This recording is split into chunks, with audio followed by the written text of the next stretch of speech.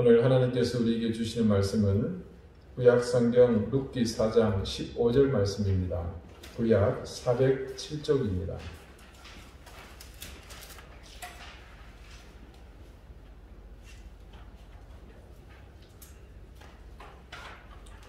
룻기 4장 15절 말씀을 제가 읽겠습니다. 이제 다 같이 자리에서 일어나 하나님의 말씀을 경청하십시오. 이는 내 생명의 회복자이며 내 노년의 공양자라. 곧 너를 사랑하며 7 아들보다 귀한 내 며느리가 낳은 자로다 하니라. 아멘. 자리에 앉으시기 바랍니다.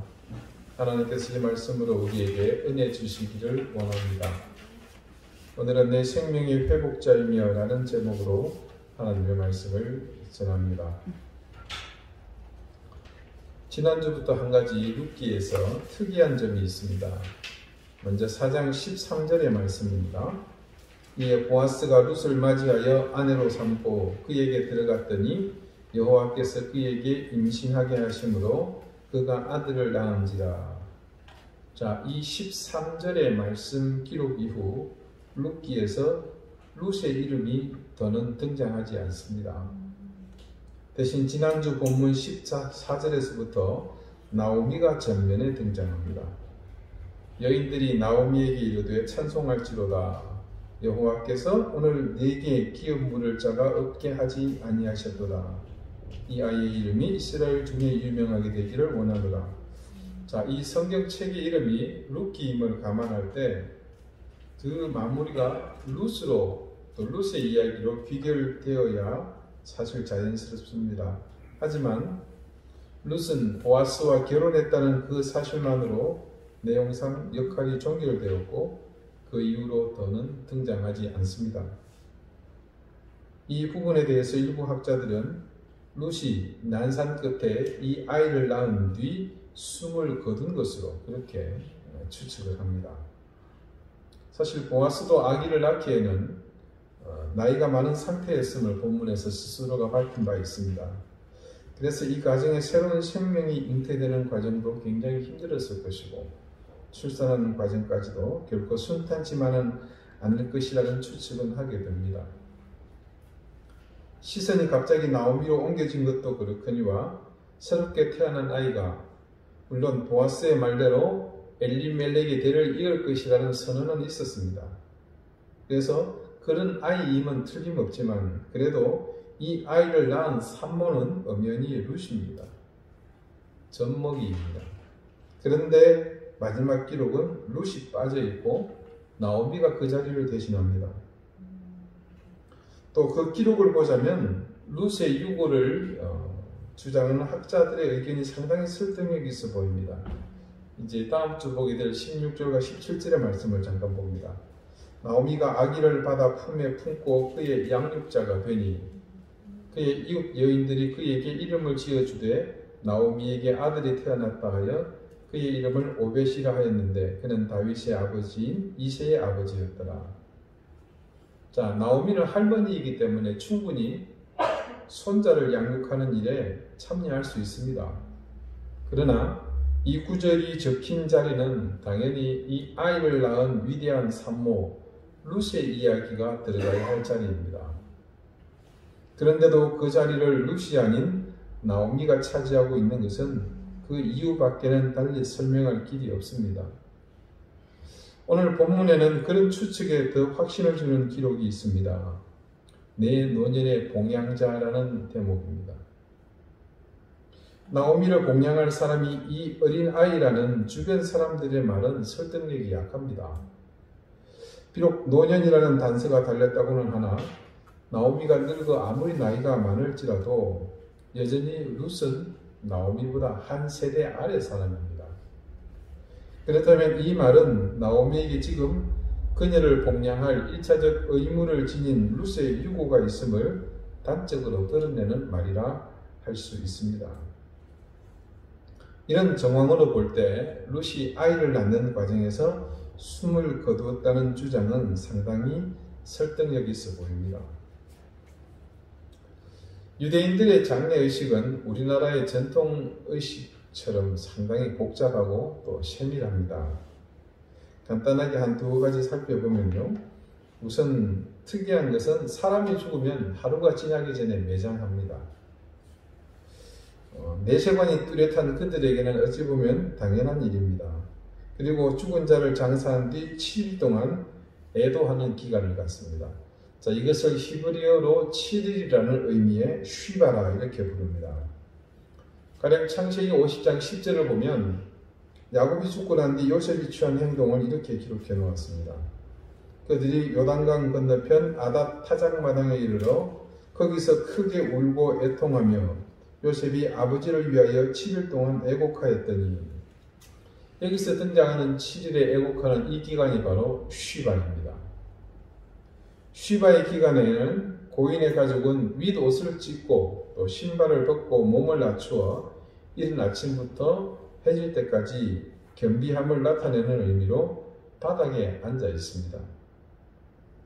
이때는 특별히 외모에 신경을 쓸 때가 아니므로 머리를 빗거나 화장을 하거나 특별히 남자들은 면도를 해서는 안 된다고 합니다. 7일간이나 어떻게 그렇게 지내나 꼼짝 못하는 것은 아니고 또 집안에서는 비교적 자유롭게 다닐 수 있습니다. 그러면서도 이 기간에 되도록 동적인 일은 삼가면서 또 울거나 슬퍼하며 고인을 애도하고 또 고인에 대한 기억을 나누거나 서로 위로하는 등 정적인 상태를 유지한다고 합니다. 물론 이 기간에 직장이나 학교에는 가지 않습니다. 텔레비전을 본다거나 여타한 유흥, 또 거기에 더하여 음식을 만들거나 다른 쾌락을 추구하는 일은 할 수 없습니다. 그리고 특별한 것이 또 한 가지가 있습니다. 이들에게 하나님의 말씀인 토라를 읽는 것은 우리와는 좀 상황이 틀리지만 자신들의 인생에 있어서 가장 큰 즐거움이기 때문에 그때는 그 즐거움도 중단을 해야 합니다. 그래서 이 쉬바의 기간에는 성경 말씀을 읽지 않는다고 합니다. 자, 룻이 만약 죽은 것이 맞다면 지금 이 시각은 분명 쉬바의 시간입니다. 아마도 보아스의 집안과 나오미는 공이 이 시간을 보내고 있었을 것으로 봅니다. 그런데 이 쉬바의 기간 동안에 그것과 어울리지 않는 한 가지 일이 중첩됐죠. 룻이 세상을 떠난 슬픔이 있으나 이 가정에는 새로운 생명이 탄생했습니다. 이별과 만남이라는 가장 큰 슬픔과 그에 상반되는 큰 기쁨이 서로 지금 공존해 있는 상황입니다. 유대인들의 풍습에 따르면 아이가 태어나는 것도 다 절차가 있습니다. 이 아이가 태어나면 율법에 따라 7일이 지난 다음에 할례를 행하고 이름을 지어줍니다. 그래서 아이가 태어나면 7일을 기다립니다. 누가복음 1장 57절 이하를 보면 세례 요한이 태어났을 때 그때 상황을 이 율법의 조항대로 그대로 기록해 놓고 있는 것을 봅니다. 엘리사벳이 해산할 기한이 차서 아들을 낳으니 이웃과 친족이 주께서 그를 크게 긍휼히 여기심을 듣고 함께 즐거워하더라. 8일이 되매 7일이 지났다는 얘기죠. 아이를 할례하러 와서 그 아버지의 이름을 따라 사가랴라 하고자 하더니 그의 어머니가 대답하여 이르되 아니라 요한이라 할 것이라 하며 천사가 그리하라 명했죠. 여기서 보아 알겠지만 7일 동안 정결의식을 행하는 것이 풍습이고 그 다음 8일째에 할례를 행하게 되고 그때가 되어 비로소 아이의 이름을 지어주는 것을 볼 수 있습니다. 이렇게 8일 만에 할례 행하고 그리고 아이의 이름을 지어줌으로 그 아이의 출생이 비로소 공식화됩니다. 그런 전례대로라면 이 집은 떠난 사람을 위한 쉬바가 시작된과 동시에 또 다른 7일의 기다림이 함께 시작된 셈입니다. 자, 나오미는 지금 이 두 가지를 모두 다 감당해야 합니다. 새로운 생명을 얻은 기쁨, 또 룻을 잃은 슬픔. 어떻게 그걸 다 감당할 수 있을까요? 참 상황이 그렇습니다. 이 세상에 생명을 얻는 것보다 더 기쁜 일이 어디 있겠습니까? 그에 반해 사랑하는 사람을 잃는다는 것 역시 따지고 보면 그 기쁨을 덮을 만한 큰 슬픔 아니겠습니까? 나오미는 룻을 잃은 이 일로 인해서 애도하는 와중에 그 핏덩이를 품에 안고서 쉬바를 함께하는 조문객들을 맞아야 했습니다. 그곳을 찾는 사람들도 참 어려운 걸음입니다. 애통해하는 마음과 축하하는 마음을 동시에 가지고 와야 하니 말입니다. 처음 룻기가 시작될 때 모든 상황은 참 암울했습니다. 절망적이었죠. 재산, 건강, 그것들을 잃었을 때는 어떻게든 회복할 길이 있습니다. 하지만 사람이 죽고 나면 그것은 회복할 수 있는 것이 아니죠. 영원히 복구불능, 또 거기에 설상가상 대진 절망적인 것이 있는데 배우자가 죽고 없다 할지라도 그래도 희망은 남아있죠. 뭡니까? 자녀가 있지 않습니까? 그 자녀가 위안이 될 수 있는데, 그런데 룻기의 시작은 그런 희망의 불씨마저도 모두 꺼져버리는 그런 처참한 상황에서부터입니다. 마치 이건 이사야 42장 3절의 말씀, 상한 갈대를 꺾지 아니하시며 꺼져가는 등불을 끄지 아니하고, 이런 은혜롭기 그지없는 하나님의 말씀을 정면으로 부정하는 것이 아닌가, 그런 의심이 들 정도입니다. 그 시대는 모두가 자기 소견에 오른 대로 행하던 그야말로 어수선했던 사사시대였습니다. 그리고 그 어수선함의 중심이 뭐였습니까? 하나님을 배격하고 이방 가나안에 음란하고 사람을 제물로 드리는 바치는 그런 못된 사수를 숭배하는 반신앙적 행위를 따라 사는 삶이 그 중심에 있지 않았습니까? 그런 시대의 한가운데 과연 이 엘리멜렉의 가정, 특히 남편과 아들을 떠나보내야 했던 나오미가 얼마나 큰 죄를 지었기에 이런 시련을 몸소 당해야 했는지, 사실 그 내용에서 원인을 따지고 보면 나오미에게 그것은 너무나 가혹한 결과라고 볼 수도 있습니다. 말씀에서 보았듯이 나오미는 빈털터리가 되었습니다. 생계를 이어가야 할 남자를 모두 죽어버리고 이제 그 나이든 여자 나오미가 혼자 과연 이 시련을 어떻게 감당할 수 있었겠습니까? 우리가 룻기를 지나오면서 통틀어 나오미의 이 고통 속에 부르짖는 소리를 우리는 계속해서 보아왔습니다. 여호와의 손이 나를 치셨으므로 나는 너희로 말미암아 더욱 마음이 아프도다. 나를 나오미라 부르지 말고 나를 마라라 부르라. 이는 전능자가 나를 심히 괴롭게 하셨습니다.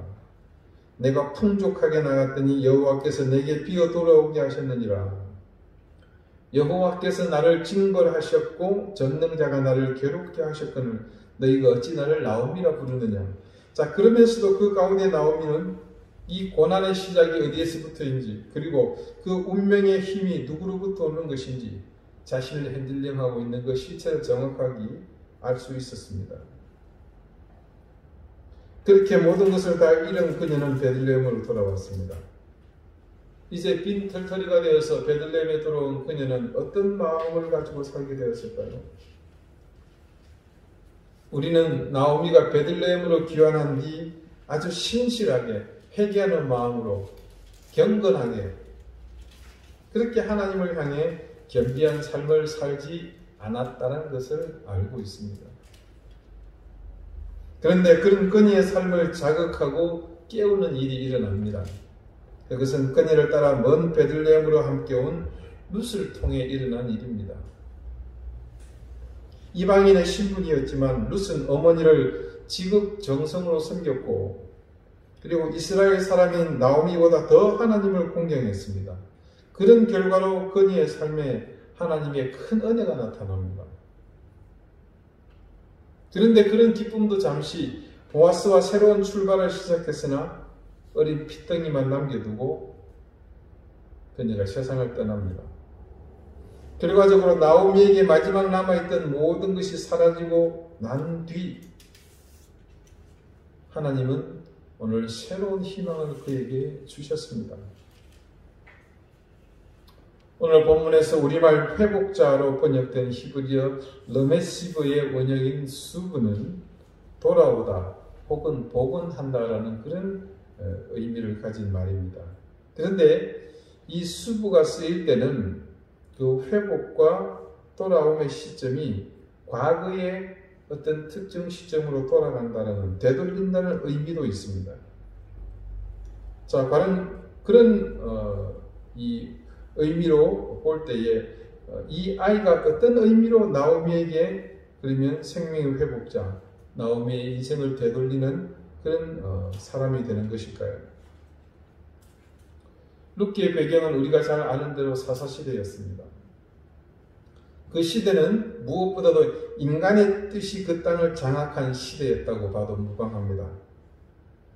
물론 그 시대 사람들 우리가 혹이라도 만나서 야 니들은 니들 뜻대로 다 행하던 그런 시대에 살았지 라고 묻는다면 그 사람들은 코웃음을 칠 겁니다. 우리 말을 부정할 겁니다. 왜냐하면 그들은 어느 누구도 자신들의 뜻대로 산다고 생각하지 않을 것이 분명하기 때문입니다. 자신들도 분명 신의 뜻에 따라 산다고 말할 것입니다. 실제로 그 시대의 사람들이 인간이 중심이 되어 공동체를 형성하고 또 인간의 뜻대로 뭔가를 결정하고 판단하는 것은 사실상 불가능한 시대였습니다. 그러면 이게 말이 모순이 생기죠. 진실은 그렇습니다. 단지 그들의 처지에서 본다면 자신들도 신의 뜻에 따라 사는 것은 분명한데 그것이 실제로 검증이 되지 않은 온전한 신이 아니었다는 것이 문제일 뿐이죠. 이 룻기를 이끌어서 사막과 같은 그 시대, 사사시대의 오아시스와 같은 그런 책이라는 말씀을 제가 여러분에게 드린 적이 있습니다. 어쩌면 하나님께서는 이 베들레헴에서 일어났던 평범하지 않은 이 사건을 중심으로 그 시대 이스라엘 백성을 향해 분명하게 말씀하시고자 하는 어떤 의도가 있었으리라 저는 봅니다. 특히나 룻기에서 마지막 결론 부분에 핵심적인 역할을 하는 단어가 수고였다는 것은 그래서 더욱 의미가 깊다 할 수 있습니다. 지금 그 땅의 백성들에게 하나님은 자신의 자리에서 수부를 기대하고 계신 것은 아닐까 하는 생각을 조심스럽게 해봅니다. 베들레헴을 떠나서 모압으로 갔지만 모든 것을 잃고 실패자의 삶을 살게 된 마라가 되어버린 나오미가 다시 한번 하나님의 자녀로 회복되는 그 중요한 길목에 오늘 자리하게 되었습니다. 하나님은 비록 그녀에게서 마지막 남은 유일한 가족이요 의지할 기둥이었던 룻을 데려가셨지만 그보다 근본적으로 그의 인생을 책임져 줄 새 생명을 주셨습니다. 그 아이는 단지 메시아의 조상이 되는 원대한 미래의 여정보다 먼저 이제는 더 세상을 향해 기댈 곳 없는 나오미의 실패한 그 나오미의 삶을 마라에서 다시 나오미로 끌어줄 약속의 자녀임에 틀림없습니다. 그런 의미에서 그 아이는 나오미 생명의 진정한 회복자였습니다. 그 회복의 자리가 어디겠습니까? 바로 이곳입니다. 그녀가 하나님을 등지고 세상을 향해 모압으로 나아갔던 바로 그곳. 나오미의 생명의 회복자 슈브가 된 그 아이가 이제 그녀를 다시 처음에 그 자리에서부터 새롭게 그녀의 인생을 인도해 줄 것입니다. 사랑하는 여러분, 우리가 신실한 믿음을 가지고 살기 위해서 또 올바른 신앙인으로서 살기 위해서 늘 필요한 것이 이 수고하는 삶입니다. 우리는 인간이기 때문에 자주 넘어지고 실패합니다. 때때로 이게 넘어지고 실패하는 그 삶이 우리를 주눅들게 하죠. 그래서 우리 스스로를 나약한 존재로 규정하게 만드는 그런 빌미가 되기도 합니다. 그래서 그런 연약함이 우리를 엄습할 때 악한 영은 우리의 그 같은 연약함을 집요하게 파고듭니다. 아주 잘 활용합니다. 그들의 가장 큰 그 활용 방법은 우리가 넘어진 그 자리에 나오지 못하도록 붙잡아 두는 겁니다. 실패한 그 자리에서 계속해서 우리의 의식 가운데 깊이 그 실패를 새겨 넣어서 그 상황을 반복하여 반추하게 만들고 모든 사건을 그 실패의 시각으로 보게 만듭니다. 그래도 우리는 하나님의 자녀이기 때문에 그런 상황에서 말씀을 의지하고 하나님께 기도합니다. 그런데 어떻습니까? 좀처럼 말씀을 읽어도 그리고 간절함을 담아 기도를 해도 그 상황은 우리의 생각대로 나아지지 않습니다. 그때 우리는 더 깊은 좌절과 절망으로 빠져들죠. 심지어는 우리가 가진 신앙이 무엇이 유익한가 자문하면서 신앙의 무용론까지 접근합니다. 이거 정말 심각한 문제네요. 지금 이 말씀을 듣는 여러분 중에도 혹시 자신의 처지와 이 상황을 비교하면서 그렇게 판단할 수도 있을 겁니다. 왜 그 상황이 응답되지 않는 걸까요? 나의 기도는 왜 응답되지 않고 하나님은 나를 넘어진 그 자리에 그리고 실패의 굴레 속에 방치하시는 걸까요? 전혀 그렇지 않습니다. 우리의 기도가 늘 그렇게 응답되는 것은 결코 우리를 성숙하게 만들지 않습니다. 우리가 원하는 대로 늘 기도의 응답이 이루어졌다? 그것은 자칫 우리를 왜곡된 신앙을 갖게 만드는 그런 잘못된 길로 인도할 수 있습니다. 우리가 아는 것처럼 하나님은 절대로 우리의 간구에 보석을 그대로 주시는 법이 없습니다. 물론 사안에 따라 시급을 다툴 때는 그 자리에서 바로 떠먹을 수 있는 음식을 주는 분이기도 합니다. 하지만 우리의 간구에 대한 하나님의 응답은 언제나 보석 그 자체가 아니라 보석을 담고 있는 원석이었습니다. 음식으로 비유하자면 하나님은 배달되어서 바로 오는 따끈따끈한 음식, 식당에 주문해서 바로 내온 그 음식이 아니라 그것을 기도의 응답으로 주시는 것이 아니라 그 음식을 만들 재료를 주시거나 구할 수 있는 길을 알려주십니다. 그래서 기도의 그런 응답을 통해 우리는 그 과정을 모두 경험하게 되면서 우리의 믿음, 우리의 신앙 자체가 더욱 성숙해지게 되는 겁니다. 그렇게 성숙해지는 과정이 지나고 나면 어느새 우리의 기도는 응답되어 있는 것을 발견할 수 있습니다. 다시 처음으로 돌아가 봅시다. 우리는 한계가 있는 요한한 존재이기 때문에 늘 넘어지기 쉽고 실패하기 쉬운 존재입니다. 깨어지기 쉬운 존재, 우리는 에노스입니다. 그런데 그런 우리의 넘어짐과 실패의 자리에 누가 제일 먼저 다가온다고 했습니까? 네, 악한 영입니다. 그들의 목적은 우리가 하나님의 자녀 되도록 신실한 믿음 생활을 하도록 가만 놔두지 않은 데 있습니다. 그런 악한 영의 습성상 넘어지고 실패한 우리는 그들의 좋은 훌륭한 먹잇감입니다. 넘어져서 그리고 실패해서 삶의 의욕이 상실된 그 상황을 아주 효율적으로 이용하는 겁니다. 하지만 실제로 넘어지고 실패하는 것은 잠깐의 과정일 뿐입니다. 그건 인생 예정 속에서 드러나는 하나의 현상일 뿐입니다. 근데 그 속으로 우리를 집요하게 물고 들어가 우리가 의지하고 신뢰하는 하나님과의 관계를 끊고자 하는 것이죠. 그래서 그럴 때 넘어지고 혹은 실패했을 때 우리에게 제일 필요한 것이 있다면 바로 회복입니다. 그리고 그 회복의 첫걸음이 바로 휴거인 것입니다. 다시 실패의 그 시점으로, 시작된 그 시점으로 돌아가는 것입니다. 그것은 단추가 유난히 많은 셔츠를 입다가 마치 단추를 잘못 끼워서 어찌할 바를 몰라 하고 있을 때에 지금까지 끼웠던 모든 단추를 다 풀어 헤치고 첫 단추부터 다시 정확하게 끼우는 것을 말합니다. 우리가 넘어지고 실패하는 것은 유한한 존재인 우리의 당연한 삶입니다. 우리도 나오미처럼 언제든 마라의 상황으로 떨어질 수 있습니다. 그러므로 여러분이 그런 상황을 만나시면 그럴 때마다 항상 잊지 말고 기억하십시오.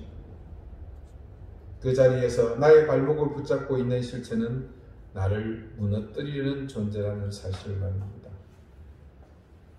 그때 우리는 그 유혹과 맞서 싸워야 하며 그 싸움의 시작은 그 넘어짐의 자리로 혹은 실패의 자리로 첫걸음을 옮기고자 결단했던 바로 그 자리, 그 처음으로 돌아가는 것에서부터입니다.